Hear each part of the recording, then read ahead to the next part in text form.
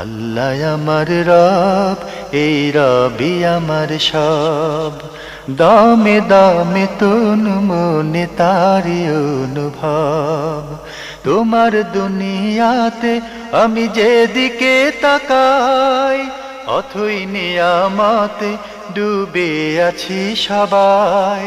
পাক পাখালির গানে শুনি তসবি কলো রব, তসবি কলো রব। আল্লাহ আমার রব, এই রবি আমার সব। আসসালামু আলাইকুম, আলহামদুলিল্লাহ, আসসালাতু ওয়াসসালামু আলা রাসূলিল্লাহ। প্রিয় দর্শক, আপনারা যারা দেশে আছেন প্রবাসে, সবাইকে জানাই অনেক অনেক প্রীতি ও শুভেচ্ছা। শুরু হলো এনটিভি আয়োজিত এবং লাভ হলো নিবেদিত অনুষ্ঠান আপনার জিজ্ঞাসা। আপনাদের সাথে আছি আমি জাইনুল আবেদিন আজাদ। আর আপনাদের মনে জায়গা প্রশ্নের জিজ্ঞাসার জবাব দিচ্ছেন বিশিষ্ট আলেম ডক্টর মোহাম্মদ সাইফুল্লাহ। আসসালামু আলাইকুম রহমতুল্লাহি বারাকাতুহু। প্রিয় দর্শক, চলুন তাহলে জিজ্ঞাসার জগতে শুরুতে একটি ইমেল পাঠিয়েছেন এস এম রকিবুল হাসান রকিব। লিখেছেন, জ্ঞানের আলো ছড়ানোর, সমাজকে আলোকিত করার যে মহৎ কাজটি আপনারা করে যাচ্ছেন, মহান আল্লাহ সেটি কবুল করুন এবং সংশ্লিষ্ট সকলকে উত্তম প্রতিদান দান করুন। আপনার দোয়ার জন্য আপনাকে ধন্যবাদ। আমরাও আপনাদের দোয়া করছি আপনারা যাতে সহজে উপলব্ধি করতে পারেন এবং জীবনকে আলোকিত করতে পারেন। আমরা আপনার প্রশ্নে যাচ্ছি। আপনার প্রথম প্রশ্ন, শ্বশুর শাশুড়ির সেবা করা কি পুত্রবধূর জন্য ফরজ? ধন্যবাদ আপনাকে। অত্যন্ত গুরুত্বপূর্ণ, জীবন ঘনিষ্ঠ একটি বিষয় প্রশ্ন করেছেন। যে বিষয়টি বলা যেতে পারে যে আমাদের বাংলাদেশের প্রেক্ষাপটে প্রায় সকলেরই প্রশ্ন। সেটা হচ্ছে যে শ্বশুর শাশুড়ির খেদমত করা, তাদেরকে বিভিন্ন কাজে সহযোগিতা করা, এটি পুত্রবধূর উপর কতটুকু ওয়াজিব, ফরজ, সুন্নত, নফল, কোন পর্যায়ের? প্রথম 1 নম্বর পয়েন্ট হচ্ছে এখানে যে পুত্রবধূর জন্য যে কাজগুলো ইসলামী শরিয়া বাধ্যতামূলক করেছে, সে তার অন্যতম একটি বিষয় হচ্ছে সে তার স্বামীর আনুগত্য করবে। স্বামীর আনুগত্য করা তার জন্য ওয়াজিব।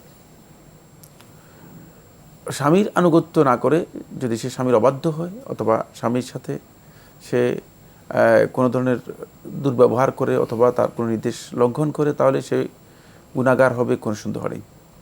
শুধু গুনাহগার হবে নয়, বরং রাসূলুল্লাহ সাল্লাল্লাহু আলাইহি ওয়াসাল্লাম হাদিস থেকে আমরা বুঝতে পেরেছি যে সে জান্নাতি হতে পারবে না। সেকেন্ড যে পয়েন্টটি, সেটা হচ্ছে পুত্রবধূর জন্য স্বামীর মা বাপ, যাদেরকে শ্বশুর শাশুড়ি বলা হচ্ছে, তাদের খেদমত করা এটি ফরজ ওয়াজিবের বিষয় নয়, বাধ্যতামূলক বিষয় নয়, এখানে অব্লিগেশন নেই।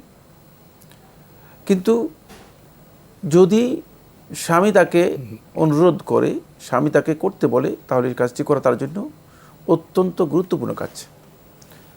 আর বিশেষ ক্ষেত্রে আমাদের দেশে যেটা আমরা লক্ষ্য করি সেটা হচ্ছে যে স্বামীরা জীবন যাপনের জন্য, রুটি রোজগারের জন্য, আয় মানে ইনকামের জন্য বাইরে সব সময় দিতে হয়।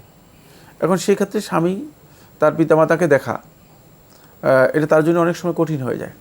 সেক্ষেত্রে হয়তো পুত্রবধূকে সে অনুরোধ করতে পারে যে প্রয়োজনে আমার পিতামাতার কিছু সহযোগিতা করতে পারো। সেই সহযোগিতাটুকু করা তার জন্য এই স্বামীর আনুগত্যের অন্তর্ভুক্ত। সেক্ষেত্রে সে স্বামীর আনুগত্য করবে এবং এই কাজটিও করবে। কিন্তু এটা বাধ্যতামূলক, শরীয়ত বাধ্যতামূলক করেনি, এটা তার আনুগত্যের একটা পার্ট।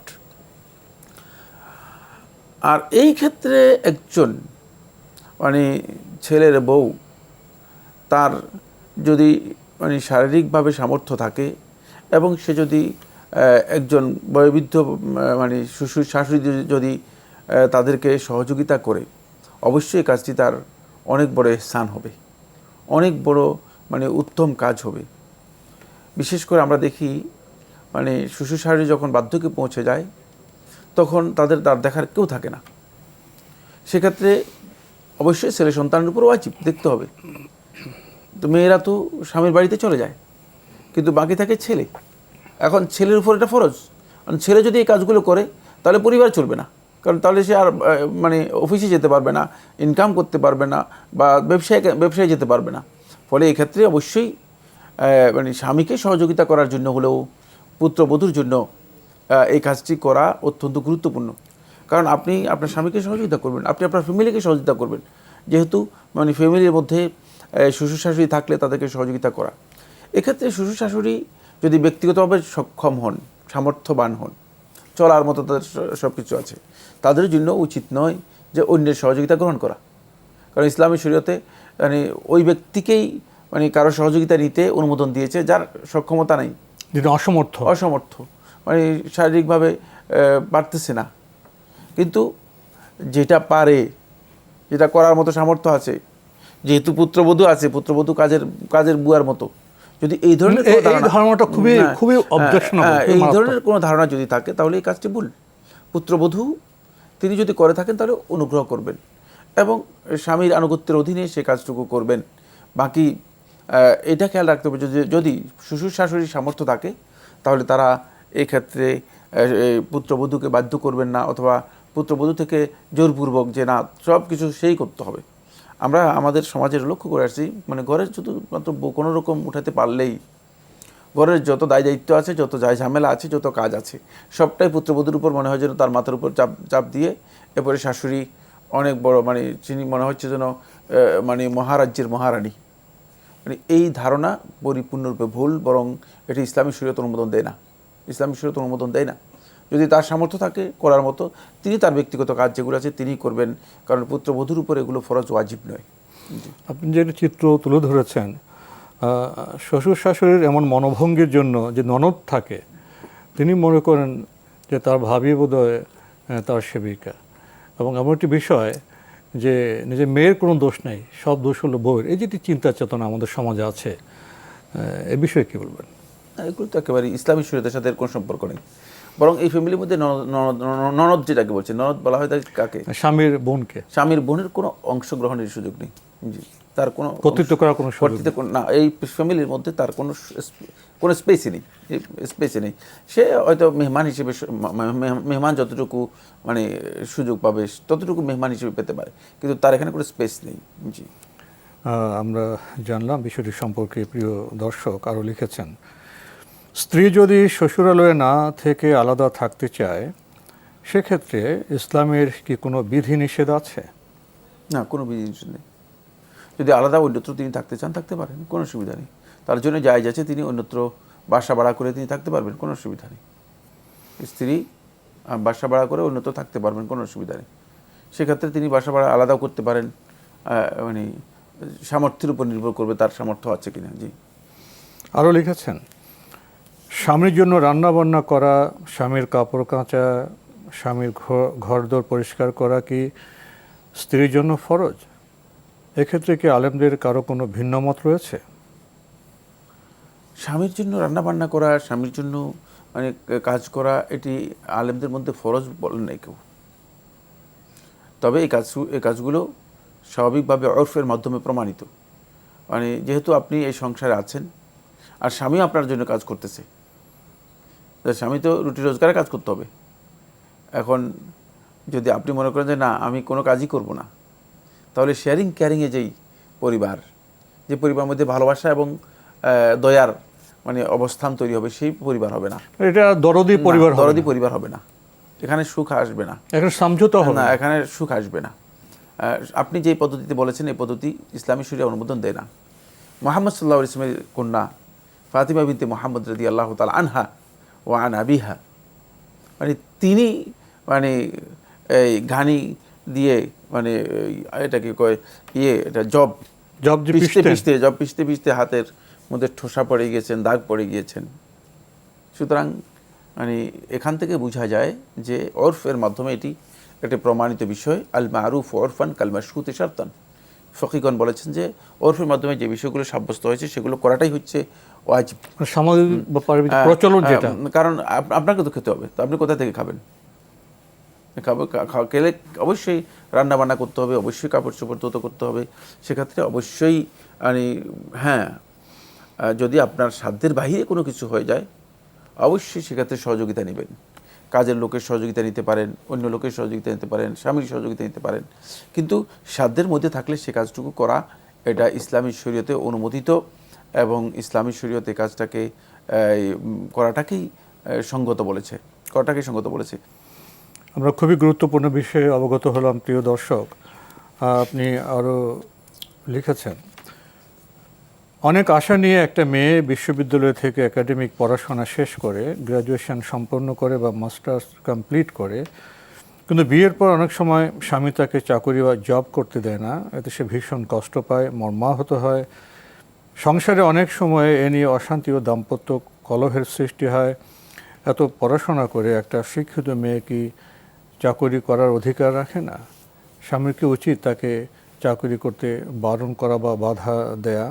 না, শুধু উচিত নয়, স্বামীর জন্য ওয়াজিব হচ্ছে চাকরি করতে বাধা দেওয়া। যদি স্বামী সামর্থ্য থাকে, স্বামী মানে বাধা দিতে অসুবিধা কিছু, কারণ চাকরি করবে কেন? চাকরি করবে তো প্রয়োজন হলে। চাকরি করাটা বাধ্যতামূলক বিষয় নয়, চাকরি যেহেতু আপনার প্রয়োজন নেই, স্বামী আপনার সমস্ত কিছুর ব্যবস্থা করতেছে, সব কিছু আপনার ব্যবস্থা করতেছে। আপনি পড়ালেখা করছেন, আপনি মানুষদেরকে পড়াবেন, জ্ঞান দিবেন, জ্ঞান বিতরণ করবেন, দাওয়াতি কাজ করবেন। পরিবারে তো একটা আপনার প্রাথমিক বিদ্যালয়, তো মহাবিদ্যালয়। শিক্ষিত মা সন্তানের প্রতি দায়িত্ব পালন করবেন, গৃহের পরিষ্কার পরিচ্ছন্নতা এবং যে ফুড ভ্যালু আছে, খাদ্য সংস্কৃতি, খাদ্য ব্যবস্থার মধ্যে একটা বড় কাজ। এটা শিক্ষিত নারীর কাজ আর অশিক্ষিত নারীর কাজ তো একরকম হবে না, অনেক কাজ আছে। তো শিক্ষা নিলেই যে চাকরি করতে হবে এটা বাধ্যতামূলক নয়। শিক্ষা তো গৃহ কাজে লাগানো যায়।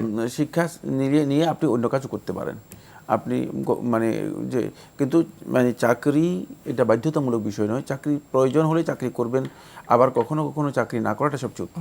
প্রয়োজন হলে পারিবারিক সমঝোতার মাধ্যমে সেটাও তারা সিদ্ধান্ত নেবেন তারা। জি।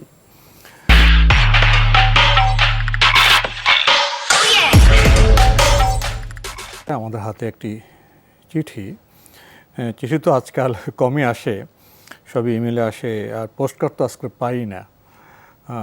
আসলে পরিবর্তন হচ্ছে আমাদের যোগাযোগ মাধ্যমের। এই চিঠিটি পাঠিয়েছেন আনোয়ার হোসেন। ইনি প্রথমে আপনার জিজ্ঞাসা অনুষ্ঠানের সকল কলাকুশলীকে তার পক্ষ থেকে আন্তরিক শুভেচ্ছা ও অভিনন্দন জানানোর দায়িত্ব আমাকে দিয়েছে। আমি আমাদের আপনার জিজ্ঞাসা অনুষ্ঠানের পর্দার পেছনে যারা আছেন, কলা কুশলী, ক্যামেরাম্যান, প্রযোজক, সহকারী প্রযোজক, যারা শব্দ নিয়ে কাজ করেন, শব্দ প্রযুক্তির সাথে জড়িত আছেন, যারা আলোর সাথে কাজ করেন, অনেকে আছেন আমাদের অনুষ্ঠানের সাথে। তো আপনার এই যে শুভেচ্ছা বা অভিনন্দন তাদেরকে আমরা পৌঁছালাম। এবার আপনার প্রশ্নে আসি। আপনার প্রথম প্রশ্ন, বড় কনে যখন বিয়েতে কবুল বলেন, এই কবুল কতবার মুখে বলতে হয়? অনেকে একবার বলেন, আবার কেউ কেউ 3 বার বলেন। এখানে কোনটি সহি পদ্ধতি ইসলামের শরীয়তের আলোকে জানাবেন? ধন্যবাদ। প্রশ্ন করেছেন যে বর এবং কনে যে কবুল বলে, না, এ বক্তব্য শুদ্ধ নয়। কবুল শুধুমাত্র বরের জন্য, কনের জন্য কবুলের কিছুই নেই। কনের পক্ষ থেকে শুধু তার অভিভাবক প্রস্তাব দিবে, ইজাব প্রস্তাব দেবে। সেক্ষেত্রে কনে কবুল বলার কিছুই নেই। এটি আমাদের সমাজে মানে বিবাহের ক্ষেত্রে বড় ধরনের বিভ্রাট, একটা ভুল পদ্ধতি। অনেক সময় বিব্রত হয়, সুন্নাহ পরিপন্থী একটি পদ্ধতি। সুতরাং এই পদ্ধতি সংশোধন করা মানে খুবই প্রয়োজন। সেক্ষেত্রে কনের কাছ থেকে কনের অভিভাবক আগে কনসেন্ট নিতে পারে, আলোচনার মাধ্যমে অথবা ব্যক্তিগতভাবে মতামত নিতে পারে, কনসেন্ট নিতে পারে, এবং সেই মতামত নেওয়াটা অভিভাবকের দায়িত্ব নেবে। অভিভাবক মতামত নিয়েই তারপরে এই প্রস্তাব দিবে। কিন্তু অভিভাবকের পক্ষ থেকে প্রস্তাব আসবে, এবং অভিভাবক যখন প্রস্তাব দেবে, প্রস্তাব দেওয়ার পরে শুধুমাত্র বর একবার কবুল বললেই যথেষ্ট। 2 বার বলেন, 3 বার বলেন, না, এটাও আরেকটা আমাদের সমাজের মধ্যে, না, এটাও এক প্রকারের বাড়াবাড়ি, মানে এবং ইসলামী শরিয়ার মূলনীতির সাথে সাংঘর্ষিক। কারণ কবুল একবার বললেই যথেষ্ট হয়ে যায়, মানুষের কথাকে দাম নেই, 3 বার বলতে হবে। সুতরাং এটাকে 3 বার বলার এখানে কোনো কিছুই নেই। তো এই জন্য এই সুন্নাহ পদ্ধতি বিয়ের সৌন্দর্য হচ্ছে এই জায়গায় যে এখানে বাহুল্য নেই, বাড়াবাড়ি নেই, অতিরঞ্জন নেই, আর একেবারে সিম্পল প্রস্তাব দেবে, তারপরে বর কাবুল বলবে। কিন্তু দেখা গেছে যে একদল লোক আছে একত্রিত হয়ে 5-6 জন কনের কাছে যায়, আবার কনেকে বিভিন্ন ধরনের কথাবার্তা জিজ্ঞেস করে এবং তাকে বাবার 3বার কবুল বলায়, আবার সবাই বলে জোরে জোরে বলার জন্য। এগুলো একেবারেই এটাকে কি বলবেন আপনি, মানে সৌন্দর্য বর্জিত একটি কাজ, মানে অশালীন বলা যেতে পারে, বিব্রতকর অশালীন বলা যেতে পারে। কারণ বিয়ের সময় একজন নারীকে এভাবে মানে বিব্রতকর পরিস্থিতির মুখোমুখি করা, এই কাজটি মোটেও সুন্দর নয়।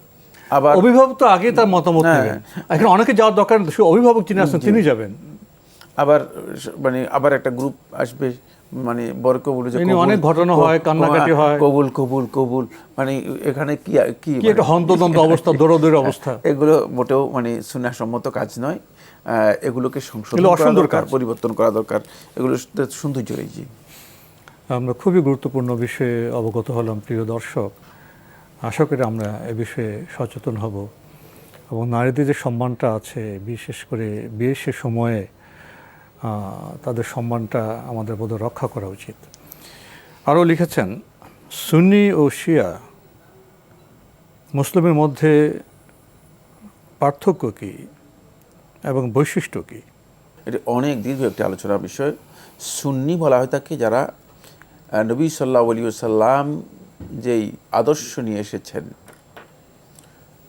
আল্লাহ রাব্বুল আলামিনের পক্ষ থেকে, জ্ঞানের ক্ষেত্রে,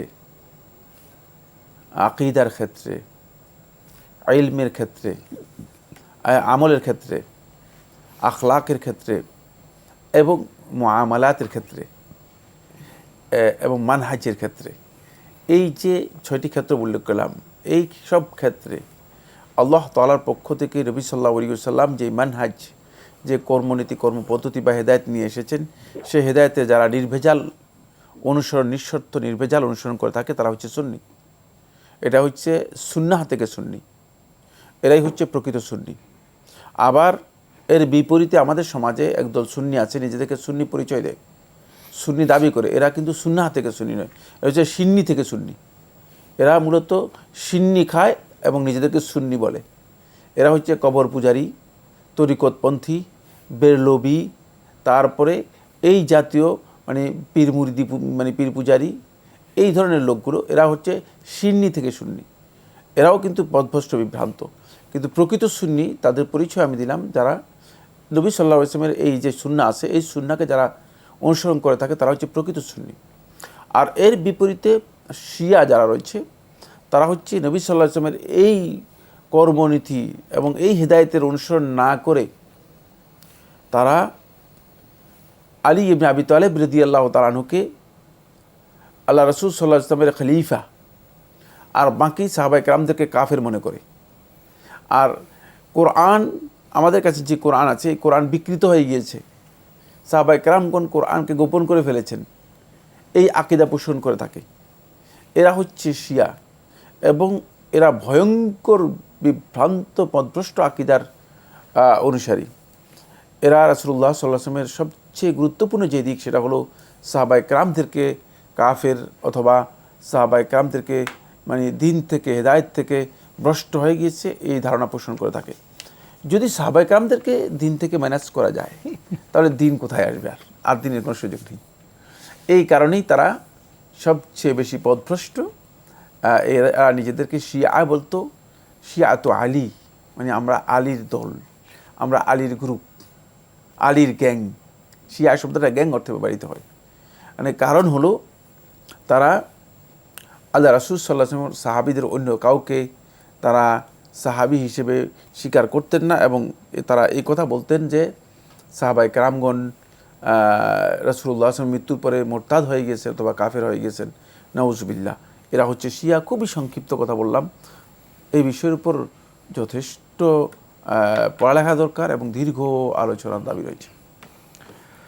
আমরা জানলাম বিষয়টি সম্পর্কে সংক্ষেপে। প্রিয় দর্শক, আমাদের হাতে একটি ইমেল, যিনি পাঠিয়েছেন নাম প্রকাশে অনিচ্ছুক, লিখেছেন, আমি যদি আমার কোনো ঘনিষ্ঠ আত্মীয়র মধ্যে কারোর, যেমন চাচাতো, মামাতো ভাই বা বোনের ব্যাপারে কোনো গোপন কথা জানতে পারি, অর্থাৎ অবৈধ সম্পর্ক জাতীয়, এবং তারা যদি এখনও অবিবাহিত থেকে থাকে, তখন আমার কি করণীয়? তাদের বাবা মায়ের কাছে এই খবর কি জানালে ভালো হয়, নাকি আমি নিজে থেকে কিছু বলবো? ধন্যবাদ আপনাকে। এই ধরনের যদি কোনো বিষয় আপনি প্রত্যক্ষ করেন, আন্দাজ নয়, ধারণামূলক নয়, যদি আপনার কাছে মনে হয় যে এই ধরনের স্পষ্ট বিষয় দেখেছেন বা জানেন, তাহলে আপনি তাদেরকেই সাথে সাথে সতর্ক করবেন। প্রথমে নিজেই করবেন? হ্যাঁ, নিজেই, যে তোমাদেরকে স্পষ্ট করে দিচ্ছি, মানে অবশ্যই সতর্ক হয়ে যাও, অন্যথায় এটি আমি সংশ্লিষ্ট সবাইকে বলে দিব এবং এ বিষয়ে আইনানুগ ব্যবস্থা নেব, যাতে করে তারা বুঝতে পারে যে না, আপনি এটা ছাড়বেন না। তখন আপনার একটা দায়িত্ব হচ্ছে প্রথমে তাদেরকে সংশোধন করা।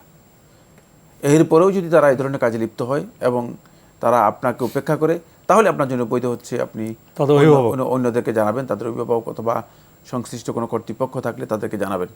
কিন্তু প্রথম কাজ হচ্ছে যেটা, সেটা হলো আপনি প্রথমে সংশোধন করে দেবেন, এবং সংশোধন করবেন একটু ভারী শব্দ দিয়ে।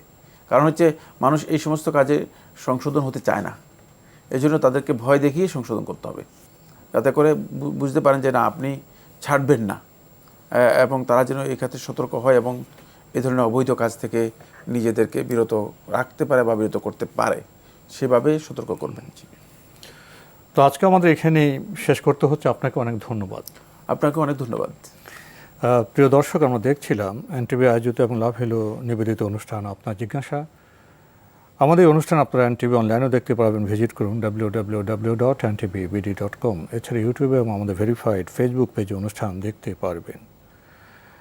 আজকের শেষের যে প্রশ্নটি, সেটি নিয়ে আমরা বেশি আলোচনা করতে চাই না। এটি পরিবার এবং সমাজের জন্য খুবই ক্ষতিকর, ধ্বংসের কারণ হয়ে যেতে পারে, কিন্তু বিষয়টি খুবই গুরুত্বপূর্ণ। অনাকাঙ্ক্ষিত এই বিষয়টি যেমন চর্চার বিষয় নয়, অনেক আলোচনার বিষয় নয়, বাস্তবতা হলো আমাদের সমাজে বিভিন্ন পরিবারে এই অন্যায় এবং অবৈধ কাজটি হচ্ছে। কিন্তু আজকে আপনি যেভাবে বললেন যে আপনি সংশোধনের চেতনার উদ্দেশ্যে কথা বললেন, অনেকে বিষয় জানার পরে প্রচার করে, অপপ্রচার করে, এ নিয়ে গল্প করে মজা লুটে, এগুলো অন্যায় কাজ। আমার আপনজন বলছেন যে আপনার আপন ঘনিষ্ঠ আত্মীয় স্বজন, তাদের প্রতি কি আমরা দরদি হব না? তাদেরকে কি আমরা সংশোধনের চেষ্টা করব না? এড়িয়ে যাব না? সংশোধনের দায়িত্ব পালন করব। শায়েখ যেভাবে বললেন সেভাবে। এগুলো প্রচার প্রপাগান্ডার বিষয় নয়, এগুলো সংশোধনের বিষয়। আসুন এসব ক্ষেত্রে আমরা গুরুত্বপূর্ণ দায়িত্ব পালন করি। চিঠি লিখুন, প্রশ্ন পাঠান আমাদের ঠিকানায়। পরিচালক আপনার জিজ্ঞাসা, এনটিভি, বিএসসিসি ভবন, 7ম তলা, 102 কাজী নজরুল ইসলাম এভিনিউ, কারওয়ান বাজার, ঢাকা 1215। ইমেল অ্যাড্রেস আপনার জিজ্ঞাসা @ntvbd.com। প্রিয় দর্শক, মহান আল্লাহ আমাদের সবাইকে নিরাপদে রাখুন, রাখুন শান্তিতে। আসসালামু আলাইকুম। আল্লাহ আমার রব, এই রবি আমার সব, দামে দামে তুন মনে তারি অনুভব। আল্লাহ আমার রব, এই রবি আমার সব।